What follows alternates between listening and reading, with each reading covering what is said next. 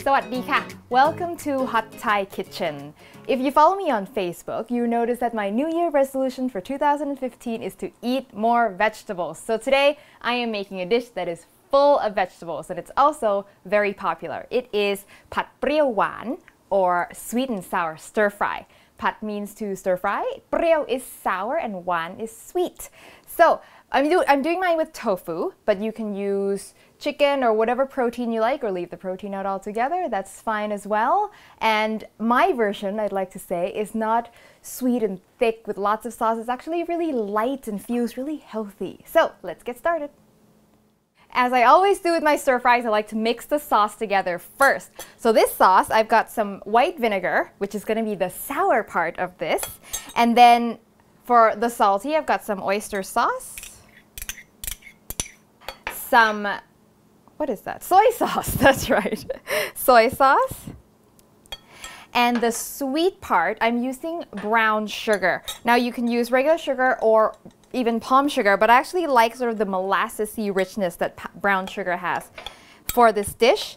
And I am also using Sriracha or Thai hot sauce, which is this guy. And this is the original Sriracha, which is what the rooster sauce, the famous rooster Sriracha, is sort of based on. If you don't have the Thai one, that's okay. You can use the rooster brand as well. It will be a little spicier and a little less sweet, so you may have to adjust the sauce just a little bit. Also, sesame oil. I like to add just a little bit of sesame oil. Let's give it a little extra something, something. Yeah, just a little. That's good. Okay.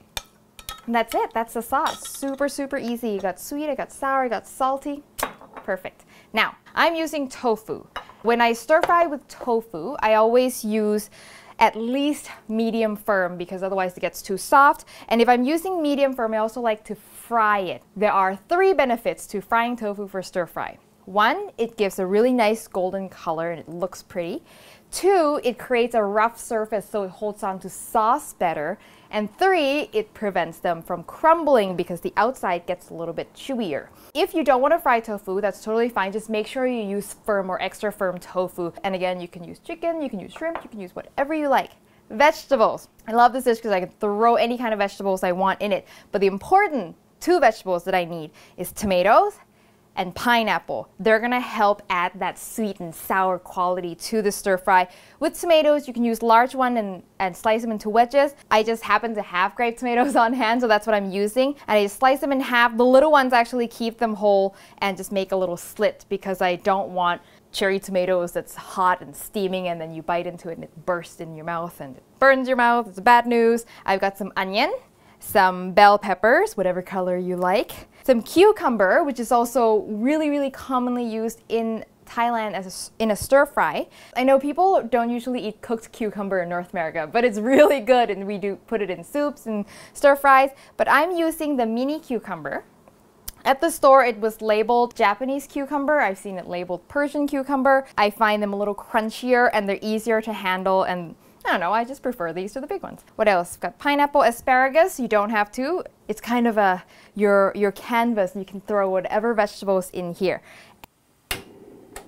Go time. Just a little bit of oil in here. And as with most stir fries in Thailand, I'm going to start with chopped garlic. Okay, some of my garlic is starting to turn brown. If you're using meat, you want to go in with your meat first and then your vegetables. But because I'm not using any meat, all the veggies go in. Now I know you're thinking, whoa, all your vegetables in at once? Yes, that's the beauty of this dish. And I know the tomatoes don't take long to cook and they're going to mush and become a part of the sauce, and that's exactly what I want. That's why I want the tomatoes to go in at the same time as everything else so it has time to sort of disintegrate and sweeten the sauce. In goes the sauce. And now I'm just gonna cook this until the vegetables are done to my liking, which is, you know, tender, but still got a little bit of crunch.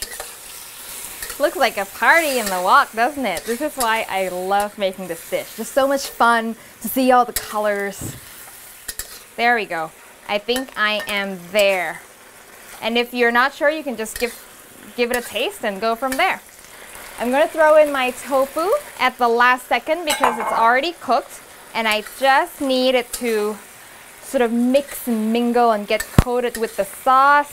Yes, I like how the tomatoes are getting soft. I'm going to turn it off and then go in with my final greenery, some green onions and some cashews, just to give it some nuttiness, which I think is really important when you've got something that's light and sour, and you know, that nuttiness really balances everything else. Give it a quick toss and it's plating time. Always serve this with some jasmine rice. As Thai people, we always eat oyster fries with rice. Put a little bit more cashews on here. I saved some, especially if you're serving it to other people so they can really see, oh, cashews. All right, eating time. I am so hungry.